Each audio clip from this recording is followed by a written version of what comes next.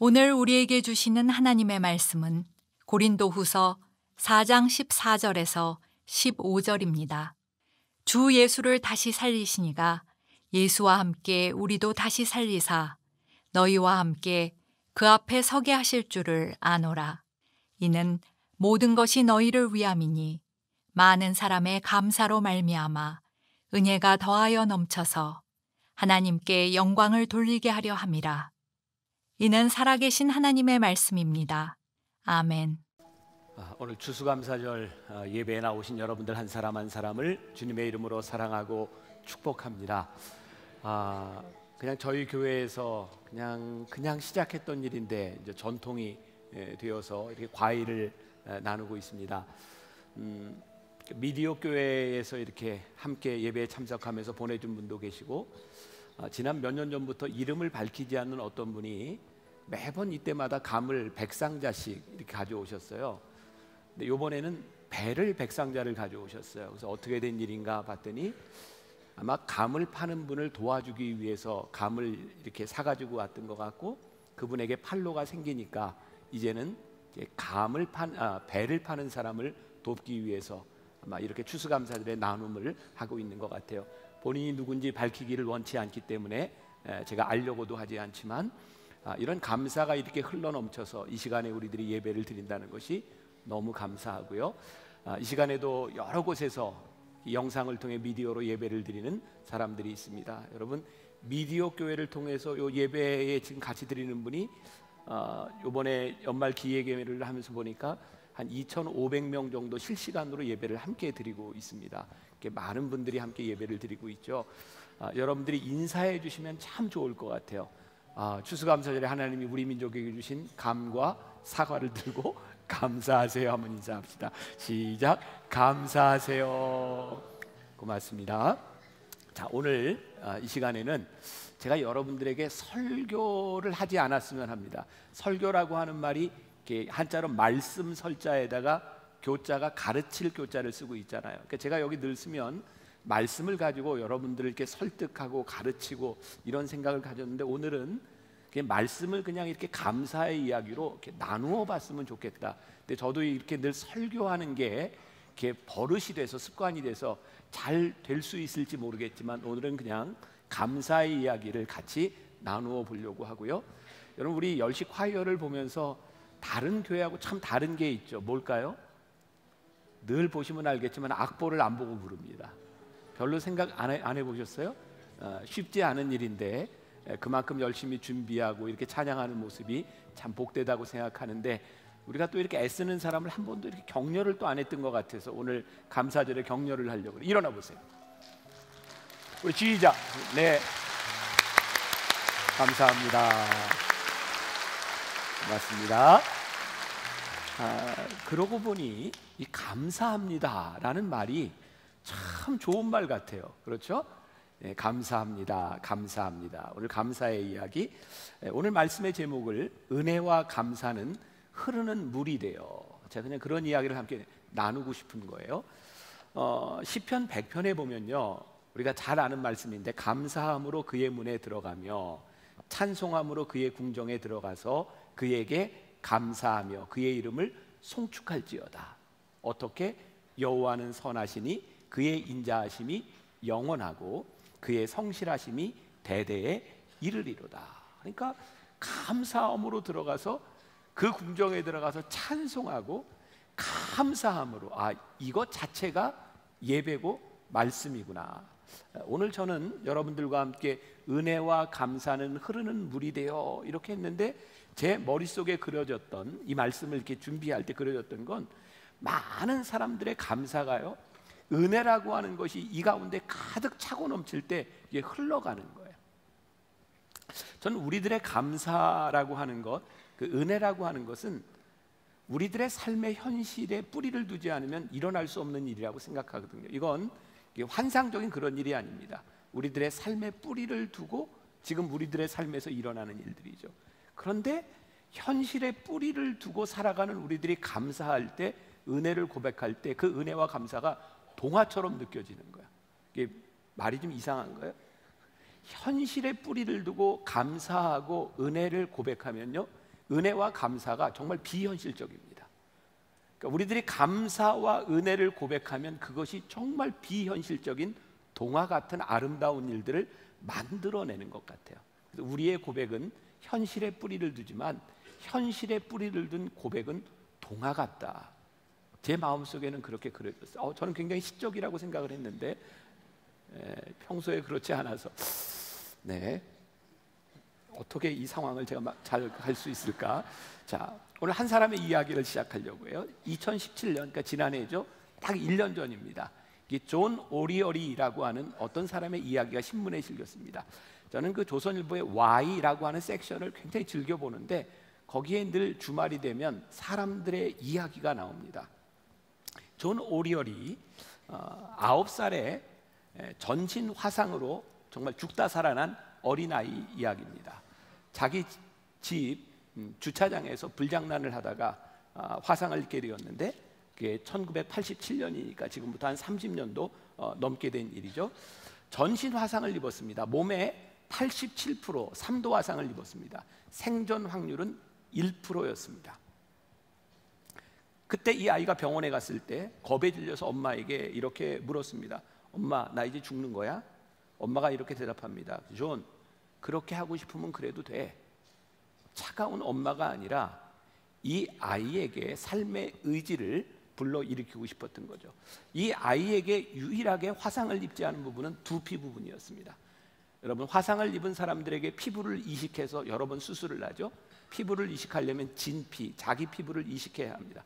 9살 나는 아이에게 남아있는 것은 두피밖에 없었고 5개월 동안 머리를 빡빡 깎고 면도날로 피부를 계속 떼어내서 아이의 몸에 이식할 수밖에 없는 상황이었습니다.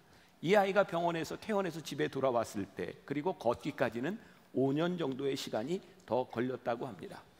처음 퇴원을 하고 집에 돌아왔던 날 이 아이는 밥상 앞에서 울음을 터뜨렸습니다. 엄마가 맛있게 음식을 차려 놓았는데 이 아이의 손은 복싱 선수가 글러브를 낀 것처럼 붕대로 감겨져 있어서 포크를 잡을 수가 없었어요. 이 아이가 포크를 잡는 데 걸린 시간은 2시간이었다고 합니다. 아이가 잡다가 떨어지고 할 때 이 아이의 누나가 그것을 쥐어주려고 했다, 먹여주려고 했다 엄마에게 혼이 납니다. 엄마는 아이에게 이렇게 말을 합니다. 죽지 않는 쪽을 선택하는 것과 진짜 삶을 선택하는 건 다른 거야. 엄마는 이 아이에게 도움을 주지 못하게 했고 이 아이는 포크를 잡는데 그날 2시간이 걸렸다고 이야기를 합니다. 그 다음 날은 이 아이에게 조금 덜 끔찍했고 그 다음 날은 덜 끔찍했고 그렇게 이 아이에게 변화가 오기 시작했습니다.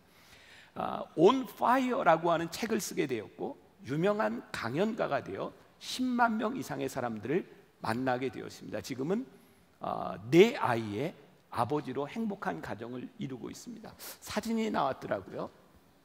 여러분들 보시면 얼굴은 말짱하지만 이 목 아래로 전신 화상을 입은 흔적이고 가족 사진도 있죠. 어제 있었는데 끝까지 안 나오는군요. 오늘 이 존 오리얼이라고 하는 사람의 이야기를 바라보며 저 사람의 소망은 어디에서 생긴 것일까? 끔찍했던 그의 삶의 현실에서부터 그의 삶은 바뀌어져 가고 있었어요.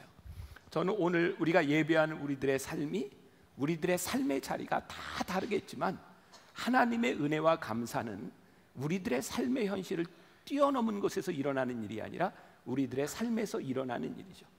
우리는 종종 이렇게 설교를 하면서 큰 고통을 받은 사람들의 이야기를 여러분들에게 들려주면 여러분들 놀라기도 하고 감동하기도 합니다. 분명한 것은 우리보다 더 큰 고통을 당했던 사람들의 이야기를 통해 우리는 우리들의 삶에 감사를 느낄 수 있다는 거죠. 그러나 그 사람에게 그 일은 얼마나 힘든 일이었을까요? 오늘 사도 바울이 고린도에 있는 교인들에게 편지를 쓰며 15절 말씀해 보니까 오늘 제가 이 말씀을 여러분과 나누게 된 이유예요.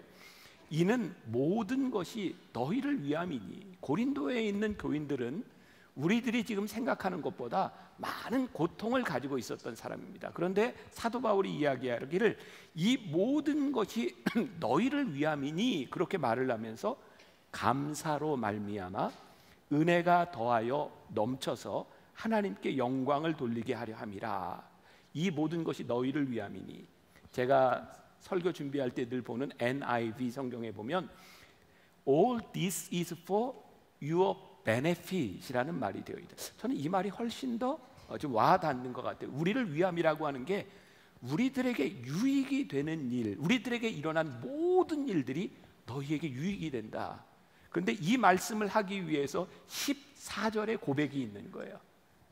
주 예수를 다시 살리신 이가 예수와 함께 우리도 다시 살리사 너희와 함께 그 앞에 서게 하실 줄을 아노라. 이 아노라라고 하면 단지 안다 이런 표현이 아니라 확신한다 이런 말입니다. 사도 바울이요 고린도에 있는 교인들에게 예수 그리스도를 살리신 분이 너희도 살리셔서 우리와 함께 그분 앞에 서게 할 줄을 내가 확신해. 이 확신 가운데 너희들에게 일어나는 모든 일들이 너희에게 유익해. 그래서 우리는 감사하고 은혜를 고백하고 이것이 흘러 넘쳐서 하나님께 영광이 되게 해. 지금 그런 말을 우리들에게 하고 있는 거예요. 오늘 이 말씀의 제목 은혜와 감사는 흐르는 물이 되어. 이 말씀의 제목을 제가 잡게 된 이유는 바로 1년 전 이맘때 제가 사무실에 들어가서 컴퓨터를 켰을 때 저에게 이메일이 하나 와 있었어요. 뭐 오래된 교인들은 아실 거예요. 우리 교회 10년 가까이 있었던 남강식 목사님이라고 미국으로 가게 되었고 미국에서 LA에 지금 만나교회를 담임하고 있는데 그 교회가 이 목사님이 원했던 목사님의 잘못이 아니라 교회를 사고 옮기는 과정에서 사기를 당해서 그렇게 크지 않은 교회가 600만 불 정도의 사기를 당했고 교인들이 그 부채를 안고 가는 과정에서 너무너무 힘든 시간들을 가고 있었어요. 아마 남강식 목사님을 기억하는 분들은 참 착한 목사님 이렇게 많이 기억하고 있을 텐데 저에게 편지가 왔습니다. 1년 전 교회가 정리가 돼서 잘 이사를 하고 난 다음에 새 성전으로 이사하고 첫 번째 감사절을 맞습니다. 어려움을 벗어나 이곳에서 예배드릴 수 있도록 인도해 주신 하나님의 은혜를 생각하면 지난 10년의 시간들을 결코 잊을 수가 없습니다. 어느 순간도 쉽지 않았지만 이번 감사절을 맞으며 저에게는 지난 2009년 한치의 앞도 볼 수 없이 줄을 타는 듯 보내야 했던 하루하루와 간절히 기도했던 날들이 더 그렇습니다. 2009년 9월 5일 저는 교회가 경매로 넘어가야 하는 문턱에서 벼랑 끝에서 절박한 마음으로 친구 김병삼 목사에게 도와달라는 편지를 썼습니다. 그 편지의 내용입니다. 한 부분만. 나를 이 교회에 세우신 하나님의 분명한 뜻이 계심을 믿으면서도 하루하루 쉽지 않은 시간들을 보내고 있다. 잘 버텨왔는데 몸도 마음도 아프구나.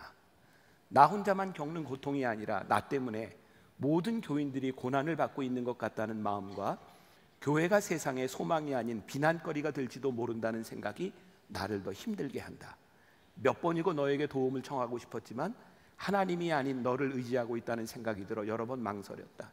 그런데 최근에 하나님께서 이 성전에 대해 감사하지 않는다는 강한 책망을 하셨다. 사실 나는 이 건물로 이사 와서 감사보다는 불평이 더 많았고 문제가 해결되어도 건물을 팔고 새로운 곳으로 옮기고 싶다는 생각이 강해서 하나님께서 거두어 가셔도 어쩔 수 없다고 생각했었다. 그런데 하나님께서 이런 마음을 회개하게 하셨다. 또한 이 성전이 생수로 가득 차는 환상을 보여주셨고 요즘 내 기도는 성전에 대한 감사로 바뀌어 가고 있다. 그러나 경매 직전에 성전을 바라보며 10여 년 넘게 성전 구입을 위해 헌신한 성도들의 피와 땀을 생각하면 여전히 속상하고 가슴이 찢어지는 듯 마음이 아프다. 너에게 쉽지 않은 결정이 되겠지만 온 교회가 소망을 가지고 기도하며 지금 벼랑 끝에 선 심정으로 도움을 요청한다. 하나님께서 어떻게 인도하실지 모르지만 힘들고 어려울 때 이렇게 답답한 마음을 하소연할 수 있는 친구가 있다는 것만으로 위로가 되고 고맙구나. 그리고 저는 우리 교회 장로님들과 함께 의논을 하게 되었어요.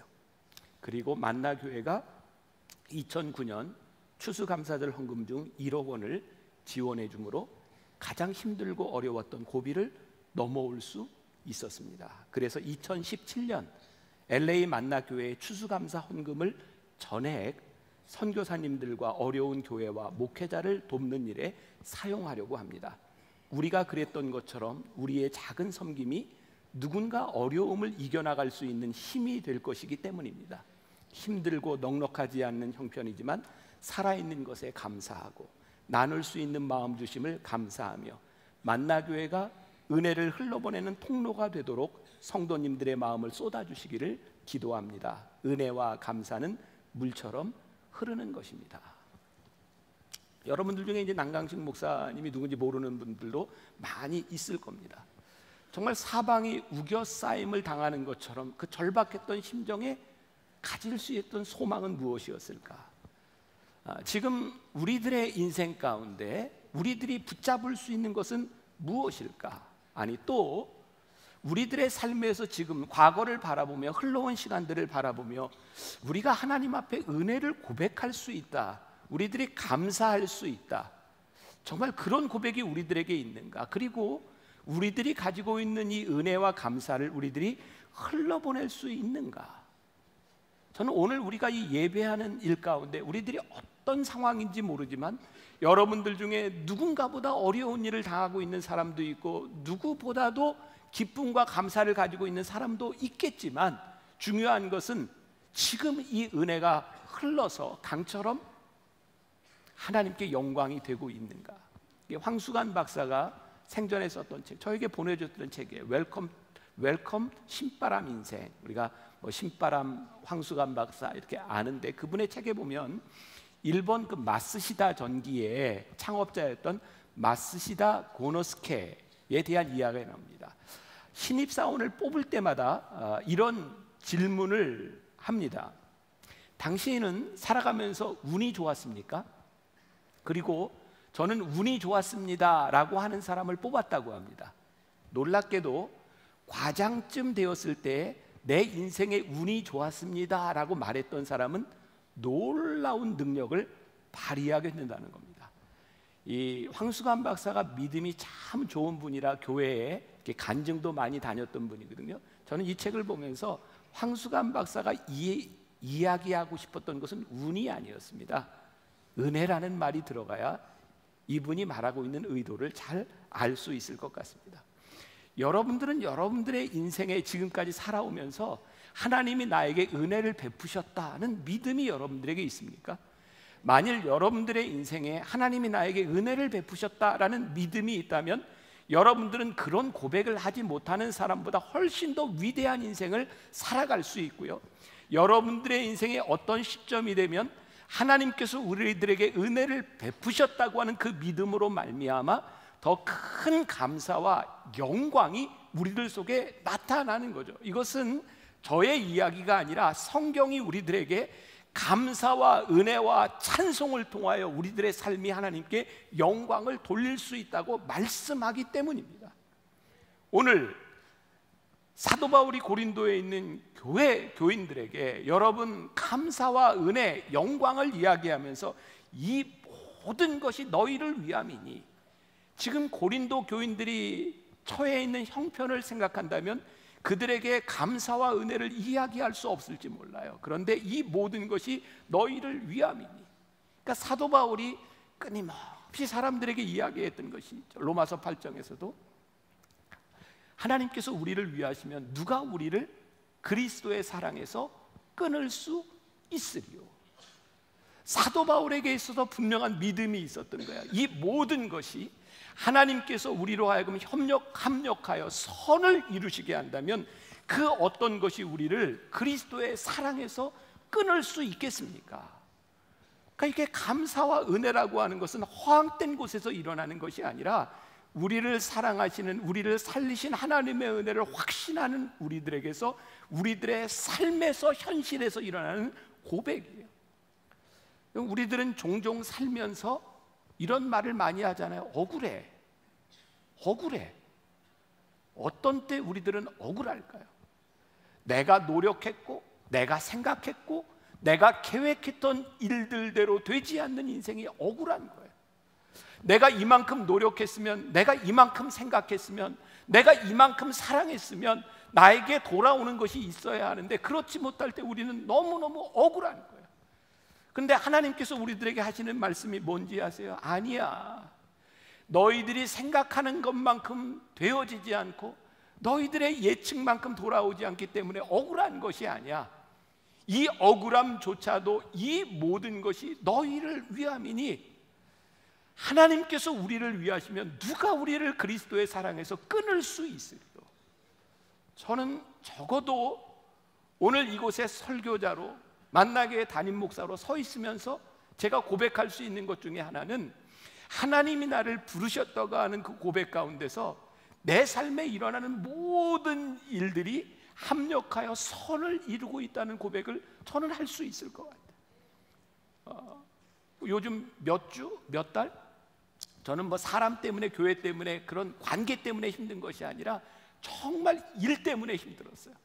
야, 정말 이렇게 일이 힘들 수도 있구나. 근데 너무너무 감사한 거예요. 일 때문에 힘들 수 있는 게 감사한 거예요.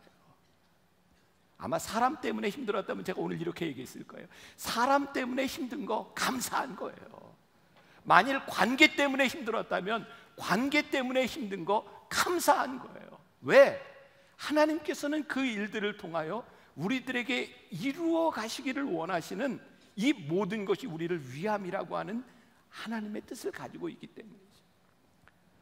요즘 많이 나오는 말입니다. 이 또한 지나가리라. 들어보셨죠? 이 또한 지나가리라.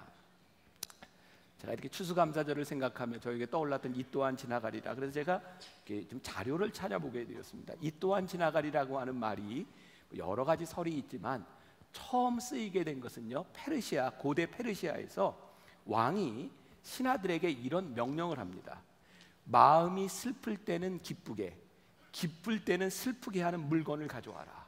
아이고 세상에, 마음이 슬플 때는 기쁘게, 기쁠 때는 슬프게 하는 물건을 가져와라. 신하들이 밤새 모여 토론을 해서 반지 하나를 만들었고 거기에다가 글을 씁니다. 이 또한 지나가리라. 우리나라 말로 쓴 건 아닙니다. 네, 이 또한 지나가리라. 영어로는 These too shall pass away. 많이 쓰이는 말, 이 또한 지나가리라. 근데 이 말이 또 다른 생겨지게 된 그 전설이 있는데 탈무드에 나오는 이야기입니다. 하루는 다윗이 신하들을 불러서 세공 기술자에게 이렇게 말을 합니다. 날 위해 아름다운 반지를 하나 만들되 거기에 내가 전쟁에서 큰 승리를 거두고 환호할 때마다 교만하지 않게 하고 내가 큰 절망에 빠져 낙심될 때 결코 좌절하지 않고 스스로 용기와 희망을 줄 수 있는 글귀를 새겨 넣어라. 그래서 고민할 때 그 당시에 똑똑하기로 소문난 다윗의 아들 솔로몬을 찾아가서 이 이야기를 했더니 솔로몬이 이 또한 지나가리라는 글을 써서 왕에게 바치십시오. 이런 탈무드의 전설도 내려오고, 사실은 우리나라의 유시와 시인이 이 또한 지나가리라라는 시를 써서 또 가요로도 나오고, 또 스미스라고 하는 사람들이 중세에 이 시를 써서 많이 알려져 있는 부분이기도 합니다. 저는요, 이 또한 지나가리라 라고 하는 말은 허무하거나 혹은 우리들의 인생을 포기하는 그런 이야기가 아닙니다. 이 또한 지나가리라. 하나님께서 우리들의 삶에 은혜로 함께 하심으로 인하여 지금 우리들이 고난과 고통과 어려움의 시간을 지나가고 있을 때 우리가 믿는 거예요. 이 또한 지나가리라. 우리들이 기쁘고 하나님의 은혜와 축복을 고백하는 이 순간에도 우리들이 고백할 수 있는 것, 이 또한 지나가리라. 이 모든 것이 우리를 위함임을 믿을 수 있기 때문에 지금까지 인도하신 것도 하나님의 은혜인 것처럼, 지금도 내가 하나님의 은혜 가운데 있는 것처럼 앞으로도 하나님의 은혜 가운데 살아갈 것을 확신하기에 우리는 감사하고 하나님의 은혜를 고백하며 이 은혜가, 감사가 흘러 넘치는 그런 고백을 우리들이 합니다. 오늘 여러분들과 함께 잠깐 이런 은혜의 흐름, 감사의 흐름을 잠깐 나누어 보려고 하는데, 제가 지난주에 오늘 말씀에 대한 추수감사절에 대한 광고를 여러분들에게 예고를 해드렸어요. 지난번 변화산을 지나면서 또 창립기념일을 지나면서 하나님, 우리 교회의 축복하신 이 감사가 흘러가면 좋겠습니다. 그때 첫 번째 우리들에게 도전을 주고 또 흘러가게 했던 것이 우리 오정원 어린이의 이야기였어요. 늘 이 앞에서 예배를 드리는, 엄마 아빠도 이제 시력이 안 좋아서 사실 이 아이가 자라면서 제가 듣기로는 약을 좀 제때 좀 넣어줬어야 되는데 그렇지 못해서 우리 오정원 어린이도 시력을 거의 다 잃어서 형체밖에는 구분이 안 되는 상태. 이 아이에게 꿈이 생겼어요. 피아노를 배우고 싶다. 늘 예배드리던 우리 오정원 어린이를 한번 만나보면 좋겠습니다.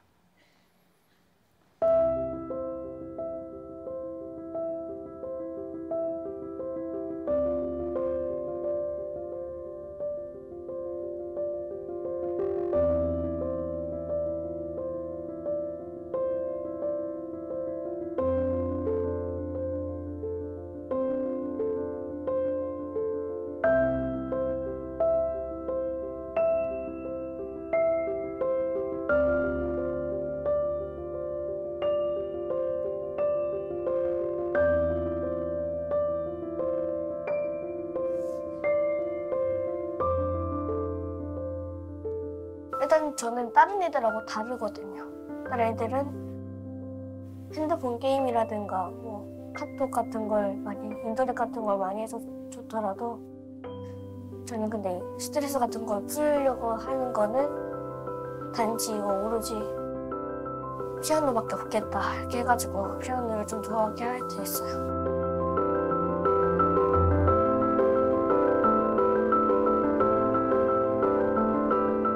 두 가지가 있는데 하나는 여기 우리 만나교회 김병선 담임 목사님처럼 닮은 교회 목사님하고요. 그다음에 피아니스트 쪽으로 생각 중이에요.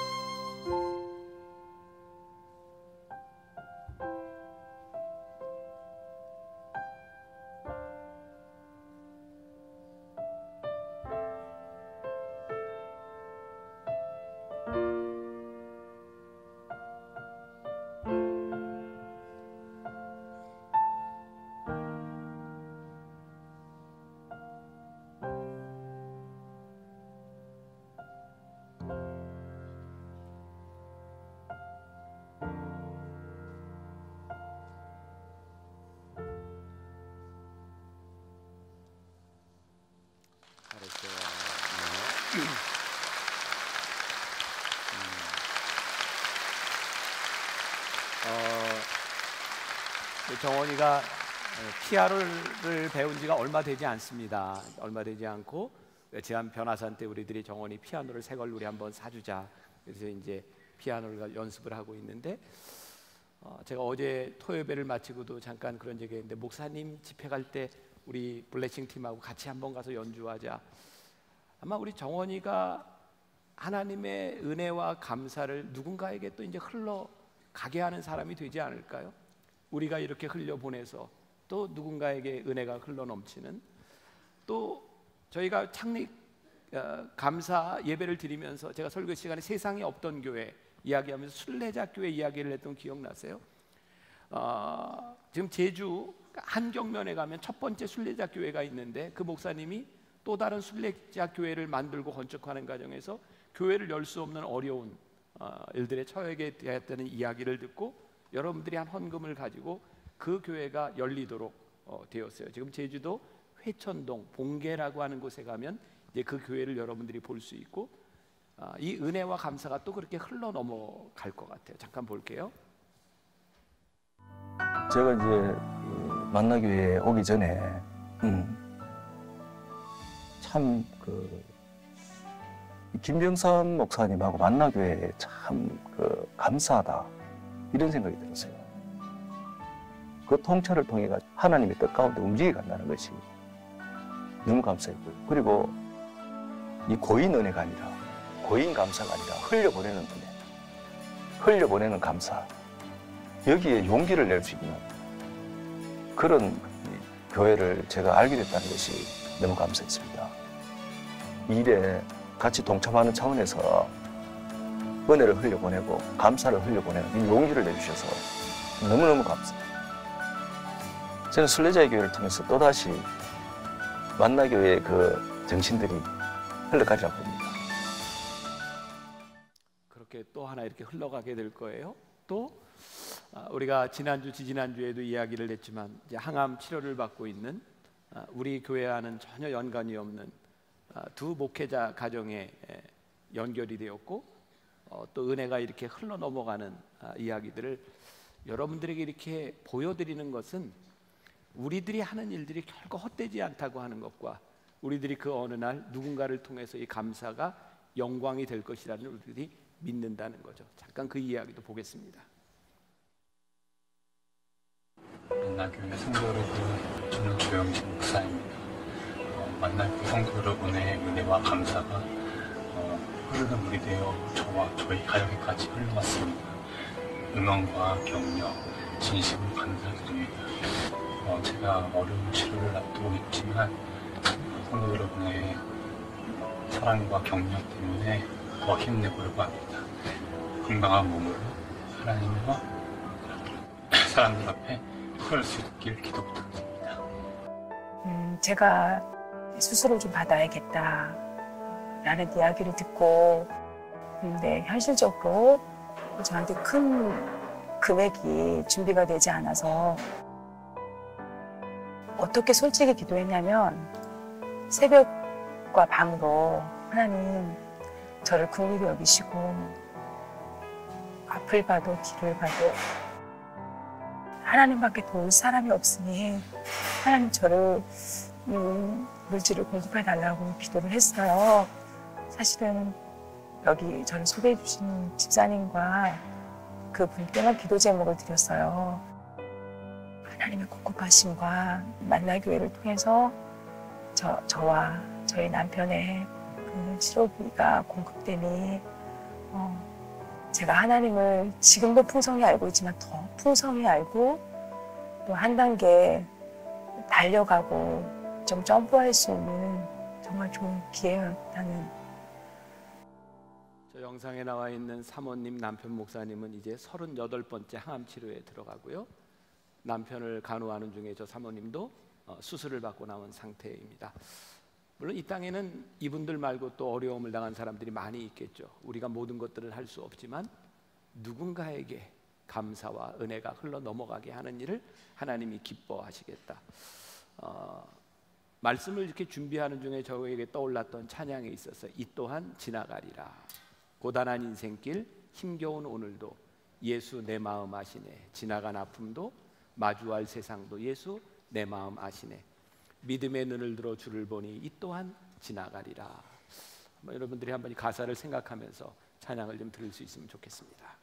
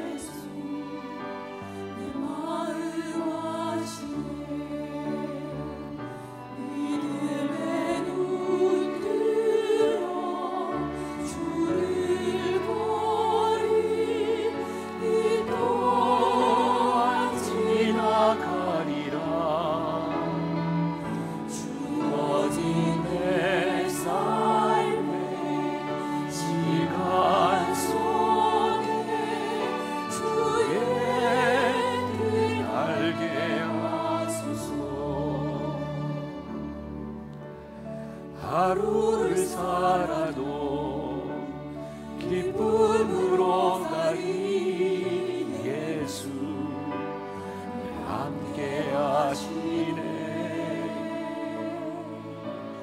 후회도 염려도 온전히 맡기리 예수 함께 하시네. 믿음의 눈 들어 주를 보리 이 또한 지나가리라. 주어진 내 삶의 시간 속에 주의 뜻 알게 하소서. 믿음의 눈 들어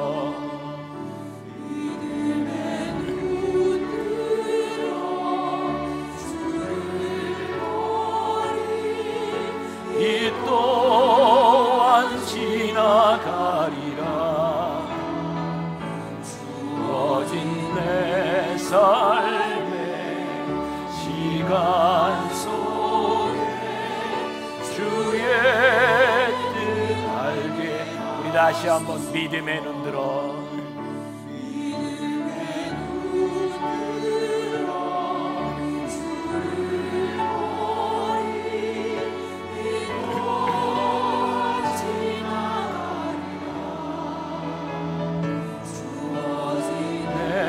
삶의 시간 속에 주의 뜻 알게 하소서.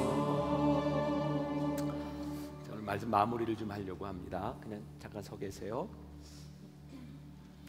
우리들의 삶은요, 우리가 바꿀 수 있는 게 있고 바꿀 수 없는 것이 있습니다.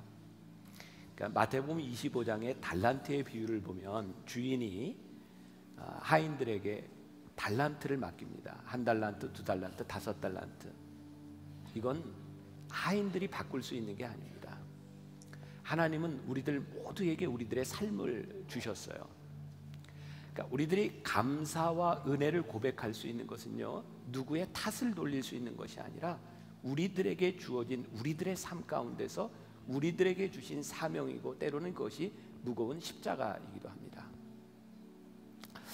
제가 유학을 마치고 돌아올 무렵이니까 98년 딱 20년 전이네요.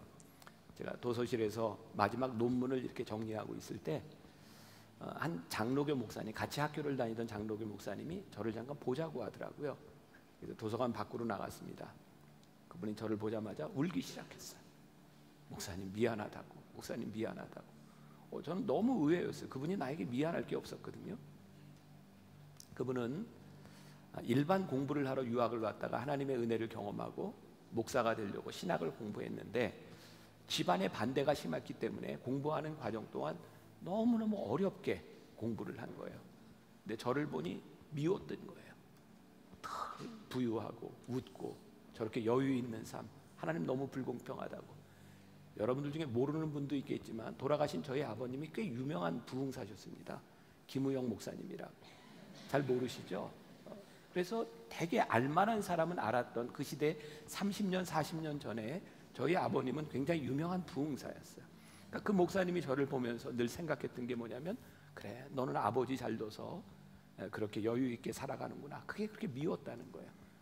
근데 저와 함께 2년을 공부하면서 제가 공부를 마치고 돌아올 무렵에 알게 된 것이, 제가 부모님으로부터 도움을 받지 못한다는 거예요. 저희 아버님은 독특한 분이라 제가 공부하는 동안 학비를 한 번도 보내주시지 않았어요. 그리고 유학 갈 때 저희 아버님이 이렇게 말씀하셨거든요. 목회자는 모래바닥에 코를 쳐박고 죽어도 교인들에게 돈 없다는 얘기하는 거 아니야. 그 목회자의 자존심이야. 늘 감사해라, 감사해라. 그러면서 도와주시질 않았어요. 모래바닥에 코를 쳐박고 죽어도 돈 없다는 얘기 하는 거 아니다. 그래서 저는 유학하는 5년 동안 교인들한테 한 번도 돈이 없다는 얘기를 해보지 않았고, 목회자의 자존심 때문에 늘 웃으면서 나는 괜찮아요, 나는 괜찮아요. 그렇게 유학 시절을 지나갔어요. 저는요, 아버지의 아들인 것이 참 이렇게 거추장스럽게 느껴질 때가 많았어요. 왜냐하면 사람들이 저를 제 모습으로 보는 게 아니라 제가 젊었을 때 누구의 아들로 보니까 그걸 좀 벗어나고 싶었어요. 근데 오늘 하나님께 저에게 깨닫게 하신 게 있어요. 오늘 기도를 하는데, 야, 네가 아버지의 아들인 걸 바꿀 수 있겠냐? 제가 바꿀 수 없더라고요. 그때 하나님께서 저에게 말씀하신 게 책임이었어요. 내가 오늘 여기에 있음, 만나교회 목사가 되어서 목회를 하고 있는 너의 책임이 무엇이냐?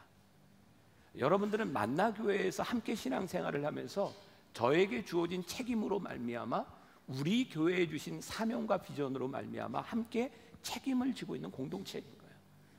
이건 여러분들이 교회의 교인으로서, 그리고 여러분들은 여러분들의 삶에 여러분들이 바꿀 수 없는 하나님께서 여러분들에게 주신 책임이 있는 거예요. 이건 누구를 탓할 수 있는 것이 아니에요.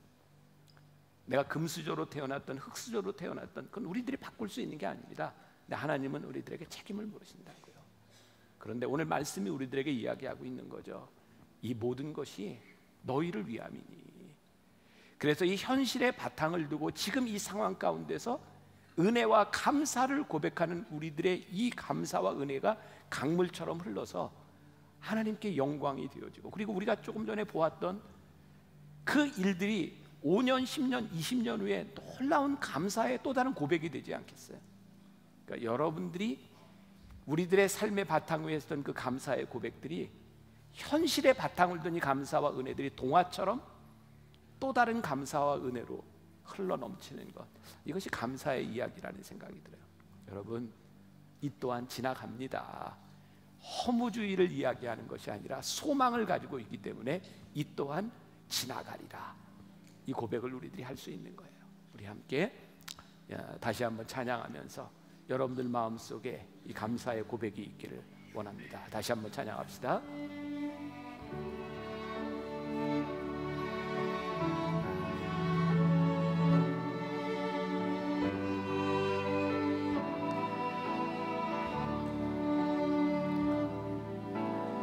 고단한 인생길 힘겨운 오늘도 예수 내 마음 아시네. 지나간 아픔도 마주할 세상도 예수 내 마음 아시네. 하루를 살아도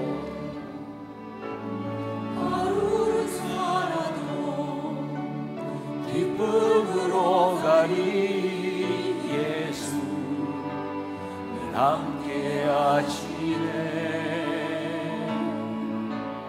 후회도 염려도 온전히 맡기리 예수 늘 함께 하시네. 믿음의 눈을 들어 주를 보리 이 또한 지나가리라. 주어진 내 삶의 시간 속에 주의 뜻 알게 하소서. 믿음의 눈 들어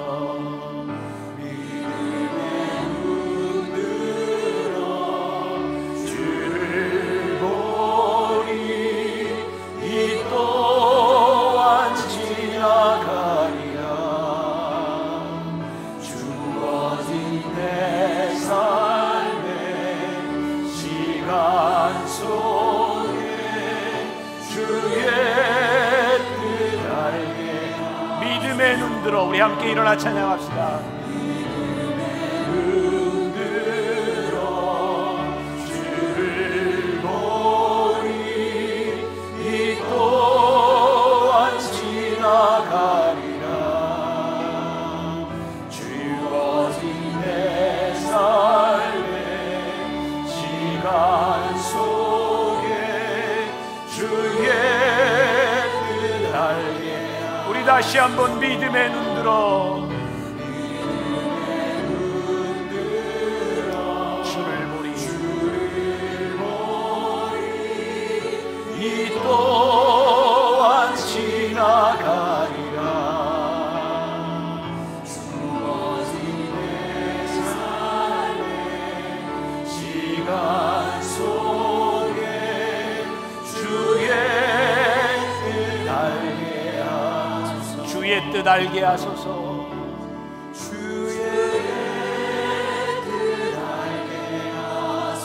주의 뜻 알게 하소서. 주의 뜻 알게 하소서. 하나님, 추수감사절을 지나며 우리들의 감사의 이야기들을 생각하고 감사를 고백하고 우리의 감사와 은혜가 흐르는 물이 되어 흘러가는 하나님의 영광을 만들어가는 꿈을 꾸며 오늘 예배를 드립니다. 이 또한 지나가리라. 우리의 허무함을 이야기하는 것이 아니라 하나님께서 우리들에게 소망이 되시기에 우리가 믿음으로 고백하는 말, 이 또한 지나가리라. 우리들에게 주어진 이 시간 속에 우리들에게 주어진 우리의 삶 가운데 우리들에게 주어진 십자가 앞에서 이 또한 지나가리라 믿음으로 고백하는 당신의 귀한 백성들을 기억하여 주옵시고, 주님 일생 동안 인도하시고 지금까지 인도하신 하나님의 은혜를 오늘도 고백하며 내일도 고백하는 우리 귀한 성도들 되게 하여 주옵소서. 오늘도 드려진 이 예물이 또 하나의 감사로 또 하나의 은혜로 잘 흘러가게 하여 주옵시고 하나님의 나라를 만들어가는 귀한 예물 되게 하여 주옵소서.